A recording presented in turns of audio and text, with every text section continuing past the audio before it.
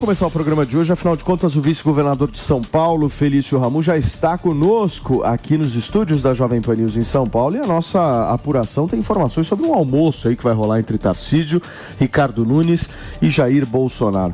Vice-governador, muitíssimo obrigado pela sua participação, seja muito bem-vindo. Bom dia, Paulo Matias, Felipe, Jota, todos vocês que estão nos acompanhando. Acho que o cardápio vai ser leve, então eu vou aí dizer que com certeza não terá bolos de sobremesa. Gostei disso, viu? Perfeitamente. Foi bom. Chegou bem já. Chegou bem. Então é isso que eu posso adiantar da reunião aí do almoço. É o não máximo vai ter que eu posso bolos adiantar. de sobremesa. É isso, com certeza. Eu cravo aí nessa informação. Então podemos dizer que vocês vão com o Ricardo Nunes, é isso? Tarcísio e Nunes unidos. Olha, é uma tendência, né? Hoje a atuação entre o prefeito Ricardo Nunes e o governador Tarcísio está muito próxima em vários temas e também, claro, no tema político.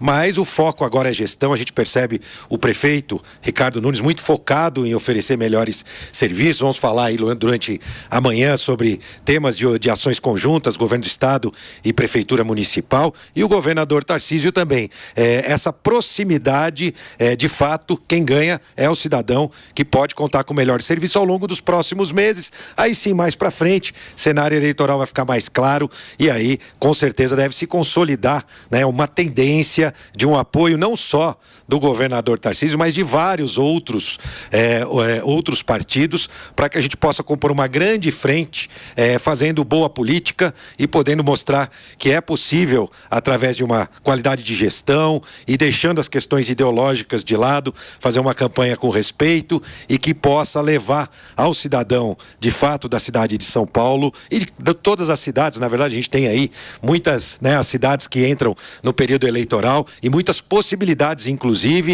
de junções políticas, reproduzindo um pouco o cenário aqui da cidade de São Paulo, ao longo também de todas as cidades do interior. Portanto, muito trabalho, mas agora é hora de entregar aquilo que foi comprometido, seja pelo prefeito e agora nós, o governador Tarcísio e eu, à frente do estado. Mas tem um tema que, a gente comenta aqui toda semana na programação da Jovem Pan, porque surgem novas notícias, surgem as operações que vocês estão fazendo, que é a Cracolândia. A gente viu recentemente o governo do estado querendo transferir a Cracolândia para o Bom Retiro, voltou atrás em relação a isso. Como é que tá? Porque você é o chefe dessa operação, não é isso? Isso mesmo, não chefe, mas eu atuo em conjunto, na verdade, com várias secretarias do estado e também com a prefeitura. É uma ação onde nós temos o nosso secretário Ortega à frente, também o nosso prefeito Ricardo Nunes e o governador acompanhando cada passo. O que aconteceu naquele momento, onde o governador fala alguma coisa sobre uma possível transferência, é que eram vários temas sendo discutidos por um grupo de trabalho que une a Secretaria Social, a Secretaria de Saúde, também a área de segurança pública do estado e, consequentemente, também do município. Então, nós ajudamos nessa coordenação, viu, Felipe? Então, existia, assim, vários estudos em andamento e um deles era essa possibilidade. A imprensa, cumprindo seu papel, acabou tirando, né, do governador Tarcísio, mas logo ele acabou esclarecendo, e o foco ali é um atendimento multidisciplinar. É a gente poder levar ações de saúde, ações de segurança e deixar muito claro, separar ali o joio do trigo. A gente tem que ver o que é criminoso, o que é bandido que está ali dentro, tentando explorar, inclusive, eu acho que você aquelas tocou num pessoas. ponto de saúde, isso é importante. Vocês trabalham junto com a Secretaria de Saúde? Sem dúvida, tanto do estado quanto do município. Nós criamos, Felipe, e aí convido vocês também a conhecer o Hub de Cuidado com Crack e Outras Drogas. Ele fica ali na Rua Prates e é um equipamento público totalmente inovador. Desde da questão da arquitetura do lugar até o atendimento de saúde proporcionado. Então, para você ter uma ideia, o andar térreo é uma rua protegida. Os andares do prédio são estações do metrô. Estação Liberdade e Estação Luz. Tudo daquela forma. Não tem lugar para aquelas pessoas que procuram esse equipamento público, não tem um balcão. Ele é atendido pessoalmente pelos nossos técnicos, que são qualificados, inclusive, na questão da dependência química, e ali eles sentam em mesas redondas, com jogos, e aí passam a fazer todos os exames, atendidos por psicólogos, médicos, psiquiatras. Portanto, uma rede de atendimento nesse equipamento, que é uma porta de entrada para a região central, para aqueles usuários que precisam dos cuidados de saúde. Mas ali, como eu disse, é uma porta de entrada. E aí nós temos uma rede de atendimento, tanto do município quanto do estado. E qual é a diferença? A diferença é poder olhar para o usuário com a individualidade.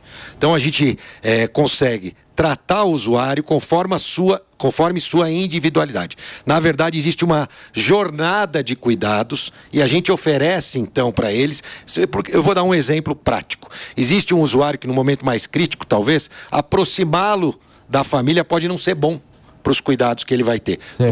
No segundo momento, aí sim você restabelece os vínculos familiares. Exatamente. A gente tem que respeitar a história de cada um. E aí o que a gente oferece nesse leque de opção, Felipe? A gente oferece o atendimento pelos CAPs, os acolhimentos em comunidade terapêutica, os grupos de mútua ajuda, Amor Exigente, Narcóticos Anônimos e a internação também em clínicas, em hospitais especializados. Portanto, é importante a gente ter esses vários tipos de atendimento. Vale lembrar também, todos aqueles que vão até o hub de cuidado de crack e outras drogas também tem todos os exames de saúde, exames de doença sexualmente transmissíveis, tuberculose. Então é feito um cuidado amplo e um encaminhamento para uma rede, tanto municipal quanto estadual. E a questão compulsória, porque se fala muito sobre isso, né? Principalmente, acho que tem umas 3 semanas, né, Paulinho, que a gente vem falando justamente sobre isso. Porque são verdadeiros zumbis ali, na verdade, quando eles estão no auge ali de toda a história. Felício, você não acha que toda essa demanda demora muito tempo para ser, realizada? Felipe, essa é uma pergunta comum, né? Muitas pessoas me questionam a respeito da internação compulsória. Em pouco menos de 120 dias, de 4 meses, o Hub já conseguiu levar para o encaminhamento para a comunidade terapêutica ou para a internação em hospitais mais de 3.000 pessoas. 3.000 pessoas, sem a necessidade da internação compulsória. Então, esse trabalho de convencimento há muitos anos não era feito, inclusive com a abordagem dentro do local, dentro das cenas abertas de uso, que é o nome técnico conhecido por todos como Cracolândia, a gente chama de cenas abertas de uso. Então, os nossos profissionais também fazem a abordagem ali. Portanto, há muito que ser feito antes de você chegar no momento da internação compulsória. Felício, a gente tem muita gente que pode ser convencida. A Tabata veio aqui, se eu não me engano, semana passada? Foi semana passada. Eu acho que eu escutei na quarta-feira. E ela deu um dado que chamou muito a atenção, porque ela diz o seguinte: olha, vocês estão querendo discutir internação compulsória, e internação compulsória é focada em quem não quer se tratar, certo? Mas e quem quer se tratar? Tem uma vaga muito pequena de disponível ali. Quantas é uma parcela são? Muito 39. Ela tinha falado quanto, 39. Antoninha? 39. Você lembra? 39 vagas. Isso é real? Não sei de onde. 39 vagas para quê? Para tratamento? Para tratamento ali clínicas, na Cracolândia. Não, imagina. Eu acabei de dar um número. São mais de 3.000 pessoas que já tiveram esse tipo o tratamento com internação em hospital especializado ou em comunidade terapêutica, que a gente chama de acolhimento, fora os que estão sendo cuidados pelos CAPs, pelos grupos de mútua ajuda. Foram 6.000 atendimentos e 3.000 ou acolhimentos ou internações. E vou dizer aqui, olhando aqui para a câmera, dizer o seguinte: não falta vaga para quem quiser. Se hoje, da região central, todos os usuários que ali estão, ali por volta hoje, na maior cena aberta de uso ali, por volta de 450 a 600, conforme o horário. Oi, Antônia, diminuiu, hein? Diminuiu. Era 1.000. Olha lá, Antônia. A Antônia tá aí. Oi, Antônia, tudo bem? Tudo bem, isso. Tudo bem, Felício. Olha, você é uma simpatia, viu? Tá muito bem representado o Tarcísio. Uma vez que Tarcísio tá muito ocupado e a gente entende, mas a gente gosta muito do Tarcísio. Queria ver o Tarcísio falando. Mas agora, diante do Felício Ramute, Tarcísio nem precisa vir, porque ele é simpaticíssimo. Eu tô adorando você. Obrigado, Antônia. Eu prometo não errar seu nome, que eu sei que muita gente vê Astrid Fontinelli. Antonella. Mas a Antônia, o Felício, ela tem um instituto de pesquisa que eu, inclusive, recomendo para vocês nas eleições municipais do ano que vem, que é o Datafonta. Esse não erra. Inclusive, o Datafonta diz que são mais de 1.000 cracudos lá na Cracolândia, não é isso, Antônia? É muito, muito, muito mais. Ramute, você não me contrarie, por favor, ela contou porque eu tô certa nas minhas contas. Ó, eu já tô aqui vocês vão falando e eu já vou vendo. Tarcísio em 26 vai ser o presidente e o Ramute vai ser o o governador de São Paulo. Gente, já está certo. Eu quero que você seja. Eu agradeço. Agora o foco... não tinha ninguém, agora a gente já tem, ó. O foco é a gente entregar aquilo que nós nos comprometemos, o nosso governador Tarcísio. E o Datafonta tem como base científica o feeling especial e a sensibilidade social e política da Antônia Fontinelli, por isso a gente tem que estar muito atento ao Datafonta. E ela não está errada.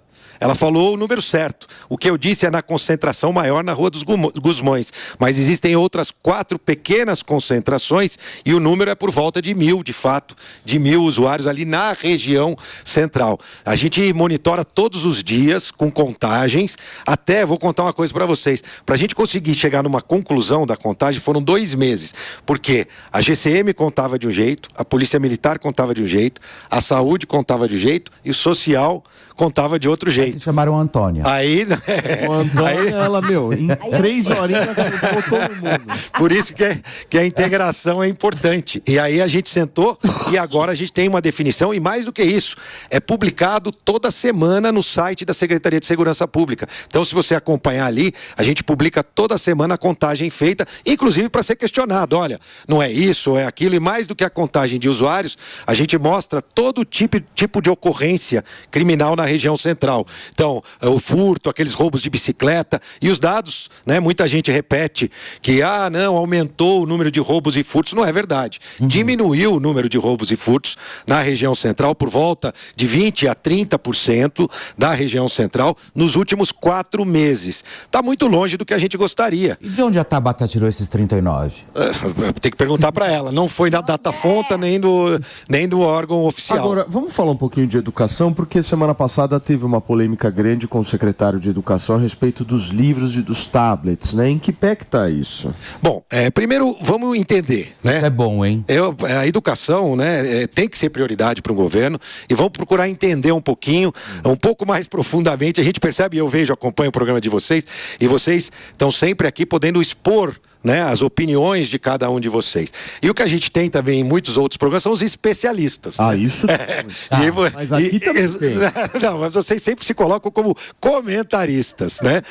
O que a gente vê... O problema é que muito especialista não tem especialidade de nada. Isso, e é disso que eu quero falar um pouquinho. Primeiro, a educação do Estado de São Paulo andou para trás nos últimos anos. É fato, né? Você vê, o Paraná, aliás, estado onde o nosso secretário Feder era secretário de Educação, hoje é o primeiro lugar do IDEB.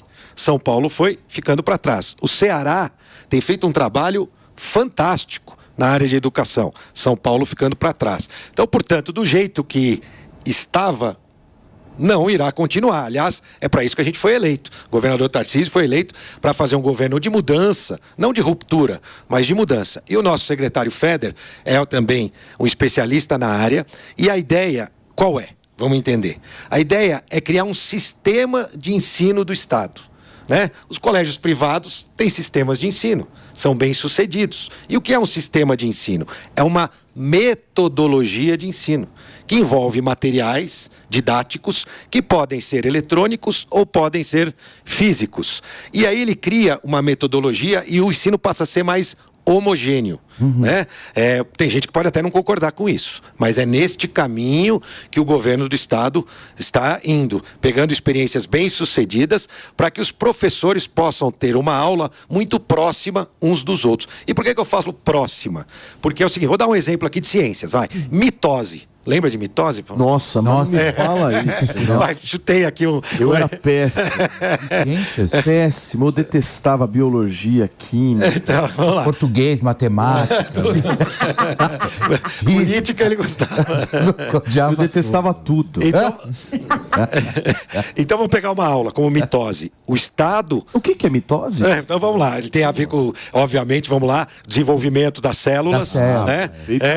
Então vamos lá. Mitose, meiose.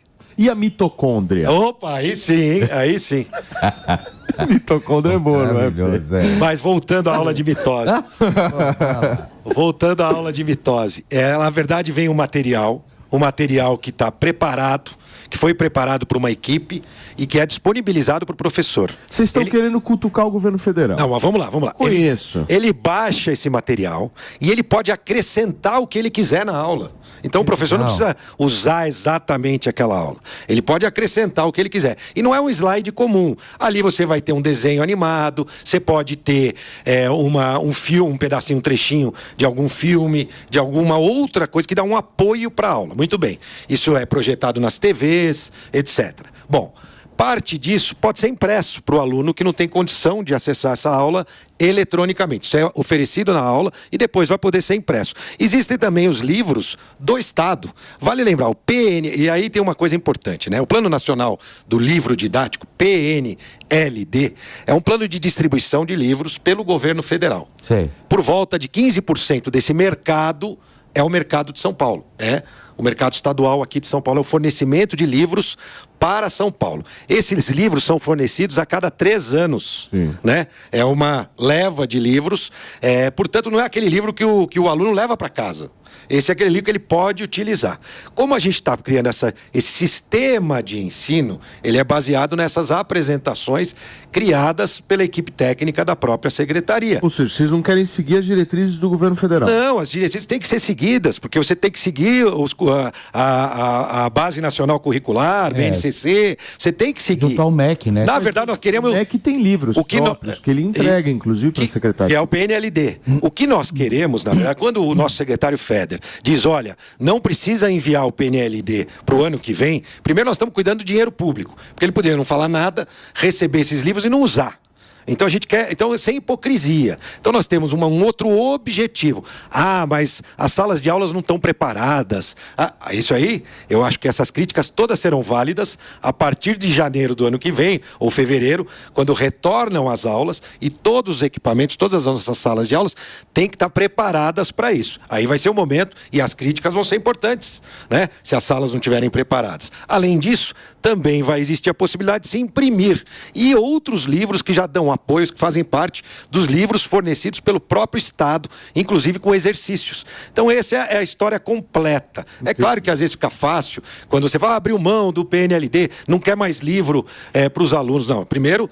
Nós estamos criando um sistema de ensino que vai ter método.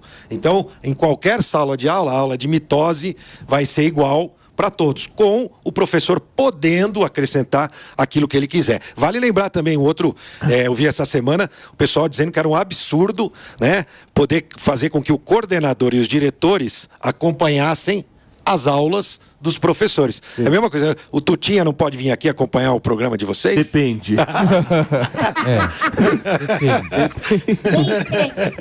Depende muito.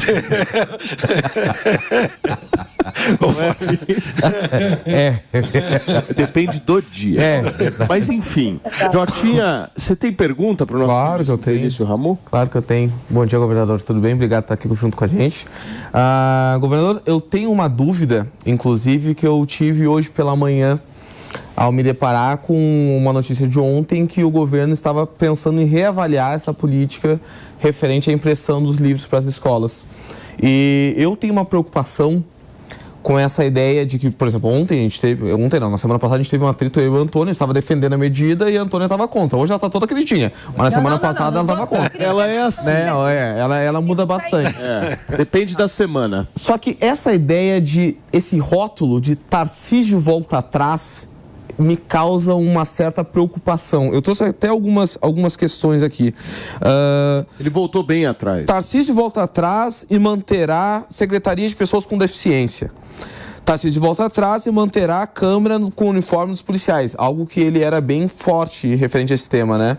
Tarcísio volta atrás e orienta a base a derrubar seu próprio veto em relação a autistas. Então, Tarcísio ele volta atrás muitas vezes. Como é que a gente faz para mostrar para a população que esse retorno do Tarcísio decorre do diálogo e da possibilidade de não ter compromisso com o erro e não para que não seja possível atrelar a pecha ao governador de alguém que não tem convicção sobre determinados temas? Não, o governador tem muita humildade para reconhecer quando vai numa direção que não é a direção correta, mas nesse caso específico do livro, a imprensa está falando isso, mas o governador nunca disse que voltou atrás. Então permanece. Nos outros casos, é exatamente a mesma coisa que tinha sido anunciado. O que ele teve a oportunidade é explicar melhor disso. Olha, talvez a comunicação não tenha sido bem feita. Então, na verdade, não mudou absolutamente nada daquilo que já estava planejado dentro do plano do nosso secretário Feder. Talvez houve uma leitura por parte de especialistas da sociedade. Por exemplo, eu vi um especialista dizendo que o material do Estado é ruim, né? Sabe por quê, não? Porque tinha um exercício que dizia para os alunos imaginar uma nova carta de Pero Vaz de Caminha. E ele escrever esta nova carta, e aí os alunos discutirem então essa nova... Não, que isso estimularia as fake news. Como é que vai reescrever? Essa era a crítica em relação ao material do os caras estão mudando a Pequena Sereia, Branca de Neve. Mas era um exercício. Era um exercício. Então, na verdade, a gente percebe críticas pontuais. Olha só que crítica pontual sobre o material didático desse novo sistema de ensino do Estado de São Paulo, que é essencialmente eletrônico e pode e deve ser sim impresso e ainda terá apoio de outros materiais impressos. Mas nada disso é diferente daquilo que foi anunciado no primeiro dia pelo nosso secretário Feder. Em relação às outras posições, primeiro lembrando essa questão da secretaria, que de fato ele entendeu que era importante uma secretaria de deficiência, é muito claro, ele não tem de fato compromisso com o erro, tem a humildade necessária e suficiente. Talvez a população não está acostumada a ver isso dos políticos, né? Mas ele deixa isso muito claro. Mas é diferente da questão da educação. Nada mudou em relação ao projeto original do nosso secretário Feder. Para vocês que estão no rádio nos acompanhando, são 10 horas e 24 minutos, a gente já volta aqui na Jovem Pan. E para você que segue com a gente aqui na Jovem Pan News, Antônia Fontinelli, mais conhecida como Astrid, tem uma pergunta. Para, garoto, não sou mais conhecida como Astrid. Um beijo, Astrid. Olha só, o vice-governador, esse mocinho que está aí do seu lado, a discussão foi porque ele é do time tablet. E eu sou desse time aqui, ó, que escreve livros, né, de educação. Qual é o peso desses livros aí, Antônio? Para crianças. Como assim, qual é o peso? É muito leve. Não é para as costas, não prejudica as costas de ninguém? Não prejudica, não. É melhor adequar uma mochila certa nas costas do que ficar cego olhando o tablet, querido. Porque visão é um negócio que é precioso. Tá? Então, ele tá me provocando, tá? E a gente bate o pau pra torar aqui todo dia, porque eu aplaudi tanto o Tarcísio, quase que eu fui lá bater na porta dele pra encher ele de beijo. Por causa disso aqui, ó, que ele está implantando educação financeira, que é de extrema importância. Então, eu escrevo livro, uma trilogia para criança, e aí vem esse negócio de que criança... Você recebe foto das crianças chinesas, tudo lá, parecendo uns zumbis, entendeu? Chorando, implorando por um tablet, e agora estão retirando, estão fazendo uma nova política. Isso é uma loucura, isso vicia. O meu filho, quando ele passa de meia hora no celular, eu percebo que ele fica irritado. Eu quero tirar dele, o menino fica desesperado, parece que está... matando ele, chora e tudo, a neta também. Então, essa é uma droga e as pessoas precisam entender isso. Aí vem uma história de um plano de educação que não vai ter mais livros impressos. Eu me desesperei. Eu falei, que é isso, gente? Está tudo errado. Mas eu entendi agora que é um complemento e é para os professores. Até porque tem escola que as crianças vão para a escola para lanchar, que não tem nem livro, não tem nem um caderno, não tem nem um lápis, do que dirá um tablet ou um iPhone ou um Android, enfim. E a pergunta, Antônia? A pergunta é o seguinte, o vice-governador, a gente vai voltar para o assunto da Cracolândia. Eu postei ontem um vídeo de uma mãe nordestina e aquilo sangrou meu coração. Ela agarrada com o filho dela, e implorando, meu filho, vamos para casa, meu filho. Meu filho era um menino trabalhador e agora ele está ali junto com aquelas pessoas. E apontando para a Cracolândia. E a repórter perguntando, seu filho é usuário de droga? E é difícil para uma mãe, principalmente uma senhora, né, afirmar assim, meu filho é usuário. E ela falava, meu filho está ali no meio daquelas pessoas, e agarrava, e ele era um homem forte, queria sair dela e voltar para o lugar. Ou seja, uma pessoa completamente fora de si. E a mãe implorando, desesperada, porque tinha um filho trabalhador que foi, não sei como, caiu nas drogas. Muito bem, aí agora eu estava aqui no GC, reunião, Nunes, prefeito de São Paulo, Tarcísio, governador de São Paulo, e Bolsonaro se reúnem para discutir a Cracolândia.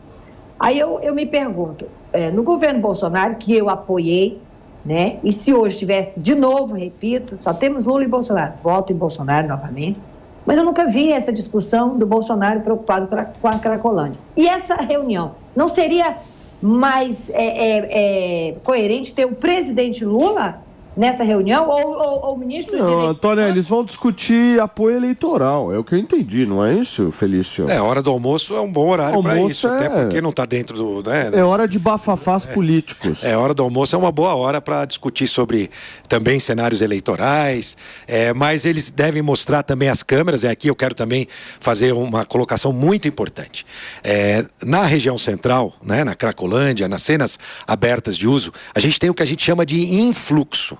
O que é isso? São as pessoas que chegam para a região central, vindas, aliás, de todo o Brasil. Por quê? Porque eles entendem, né, os usuários de drogas de todo o Brasil entendem que o melhor lugar para se esconder é no centro da cidade de São Paulo, onde ele pode se esconder, comprar droga e consumir droga livremente. Essa realidade está mudando. Aliás, hoje, o nosso prefeito Ricardo Nunes assina a contratação de 20 mil câmeras com inteligência. Teve uma dificuldade gigantesca para conseguir tornar isso realidade. Deixa eu só receber quem nos acompanha pelo rádio, vice-governador. São 10 horas e 28 minutos para vocês sintonizaram agora aqui na programação da Jovem Pan. A gente está batendo um papo com o vice-governador do estado de São Paulo, o vice-governador do Tarcísio, Felício Ramon, que está conversando a respeito das câmeras, certo? O prefeito de São Paulo vai assinar a contratação de 20 mil câmeras. Hoje, no dia 2, né? Eu fui prefeito de São José dos Campos por 2 mandatos e lá nós implantamos 1.200 câmeras com inteligência. Foi das primeiras cidades até as câmeras com inteligência. O resultado é só você perguntar para qualquer morador de São José dos Campos. Todos os indicadores de segurança melhoraram. Aqui, em São Paulo, o Ricardo Nunes teve uma série de dificuldades legais, discussão sobre a inteligência, o reconhecimento facial, se podia ser feito, se não podia ser feito. E essa atuação também vai ser em conjunta com a Polícia Militar, porque existe um sistema que chama Córtex, do governo federal, e um sistema que chama Detecta, que tem o banco de dados de todas as imagens, então, de todas as pessoas procuradas. Então, automaticamente a câmera, ao detectar aquela pessoa, já vai saber se ele é um procurado da polícia, se ele está devendo pensão. Você não está devendo pensão, né, Paulo? Tá tranquilo? Não, graças a Deus. Por enquanto, não. O sistema também detecta lá. A gente nunca sabe depois dos 40, né? Mas, deixa eu te fazer uma pergunta sobre política. Tiro curto aqui. Eu, às vezes, incorporo um pouco a Antônia Fontinelli e falo na lata, certo, meu querido Felipe? Na lata. Quem é mais competitivo para 2026, Tarcísio ou Zema? Ele está muito longe. Eu não tenho. Política é uma questão de oportunidade e cenários. Eu, por exemplo, sou fruto de oportunidade política. Eu era prefeito de São José dos Campos. Hoje, ao lado do Tarcísio, nós fizemos uma análise do cenário político naquele momento, o presidente Kassab naquele momento. Hoje o Tarcísio é mais competitivo. Não, mas você não pode analisar um cenário político tão distante do fato político acontecer. Mas a gente faz isso a cada 3 anos. Não, mas é muito distante. Aí é natural que hajam especulações. Hoje o foco, eu não vejo o governador Tarcísio dedicar 1 minuto sequer à política eleitoral do ponto de vista dele. Ele está focado em fazer política de gestão, poder entregar melhores serviços, deixar um grande legado, né? Se não fosse esse o foco, você sabe como é que é. Tem prefeito, tem governador, que uma vez eleito, no primeiro dia já fica pensando na reeleição ou já fica pensando em outros cargos que ele pode galgar. Esse é um grande erro. Ele tem que focar naquilo que se comprometeu e é isso que o governador Tarcísio está fazendo. Está mudando os serviços para hoje e deixando um grande legado para o futuro com as PPPs, com as concessões, com as privatizações, temas espinhosos às vezes, que a população em geral ainda não entende, mas que ao longo do governo a gente vai ter a oportunidade de explicar melhor e a população vai entender esses bons legados. Vou dar um exemplo aqui, né? O Tarcísio ministro. Né? Tarcísio ministro, quando era ministro, lamentavelmente o nosso país lá atrás, vou dar um exemplo, resolveu seguir o modelo americano das rodovias ao invés do modelo europeu das ferrovias, né? E aí nós sucateamos as nossas ferrovias. O ministro Tarcísio começou a reverter isso quando criou leis de autorização para as novas ferrovias e agora no estado está fazendo a mesma coisa. O primeiro projeto é o trem de passageiros ligando São Paulo-Campinas. Então, é possível deixar bons legados. Só que os legados na política estadual são legados que às vezes não é você mesmo que vai entregar. Sim. Porque são obras complexas, né? Você construir uma linha de metrô, você fazer um trem como esse, mas ele tem convicção de que é importante fazer a lição de cada governo fazendo um pouquinho, e é isso que o governador Tarcísio está focado, em tratar dos cuidados no presente. Perfeito. E deixar grandes legados para o futuro. Gente, nós conversamos aqui com o vice-governador do estado de São Paulo, Felício Ramon, vice-governador do Tarcísio Gomes de Freitas, que falou um pouco de Cracolândia, falou um pouco de educação, entre outros assuntos. Muito obrigado, viu, Felício? É um maior prazer, estou aqui à disposição e agradecer a cada um de vocês e fazer um convite a todos que estão nos acompanhando. Nascemos dependentes, dependemos dos nossos pais para nos alimentar. Quando adultos achamos que somos independentes, mas somos todos interdependentes. Dependemos uns dos outros. Em políticas públicas não é diferente. Portanto, nós precisamos do poder executivo, do judiciário, do legislativo, das entidades, da igreja, de você que está nos acompanhando. Então eu quero fazer um convite para que juntos a gente continue construindo a cidade, o estado e o país dos nossos sonhos. Obrigado pelo... Obrigado, Felício. Valeu. Gente, são